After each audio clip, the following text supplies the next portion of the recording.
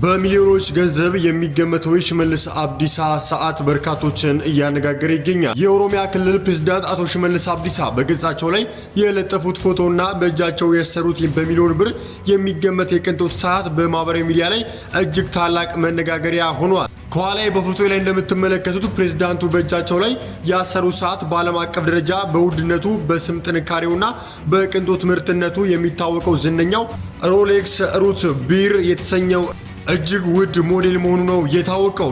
ይህ እንግዲህ ልዩ የሮሌክስ ሰዓት ሞዴል በዓለም አቀፍ ገበያ ላይ እንደ ሁኔታው ማለት ነው ከ16000 እስከ 24000 የአሜሪካን ዶላር የሚያወጣ ሲሆን ይህ ማለት ደግሞ በአሁኑ ባለው የሀገሪቱ የውጭ ምንዛሬ ተመን ሲሰላ በሚሊዮኖች የሚቆጠሩ የኢትዮጵያ ብር ይሆናል ማለት ነው። አባዙትና በኮሜንት ላይ አስቀምጡልኝ። የሻዕቢያ አገዛዝ በትግራይ ክልል ደብረጽዮን ገብረ ሚካኤል የትግራይ ተዋጊ ኃይል የበላይ አዛዥ መሆናቸው ነው የተነገረው። ጊዜያዊ መንግስቱን በማፍረስ የራሱን አስተዳደር ያነበረው የህወሓት ቡድን በትናንትናው ዕለት በክልሉ የሚተገበር አፋኝ ረቂቅ አዋጅ ማጽደቁ ይታወሳል። እንደ ሻዕቢያ ሁሉ ወታደራዊ ግዳጅን ግዴታ የሚያደርገው ይህ አዋጅ ታዲያ አንድ ልብ ያልተባለ ስልጣን ለደብረጽዮን ገብረ ሚካኤል መስጠቱ በርካቶችን አጀብ አስብሏል። አንድ አፍታ ሚዲያ በተመለከተው በዚህ አዋጅ መሰረት እንግዲህ የክልሉ ፕሬዝዳንት የክልሉ ተዋጊ ኃይሎች የበላይ አዛዥ እንዲሆኑ ደንግጓል። በዚህም መሰረት አዋጁ ደብረጽዮን ከፕሬዝዳንትነታቸው ባለፈ የክልሉ ተዋጊ ኃይሎችን በቀጥታ መምራት ይችላሉ ማለት ነው።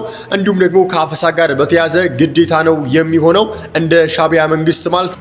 በዚህ ጉዳይ ላይ ሀሳባችሁን በኮሜንት ሳጥን ላይ አስቀምጡልኝ። ለድምጽ አገልግሎት የምትፈልጉ ከሆነ በኢንቦክስ ላይ አናግሩኝ። ለተጨማሪና ወቅታዊ መረጃዎችን ፎሎ ማድረግ እንዳይረሳ። መልካም ጊዜ ተመኘሁላችሁ።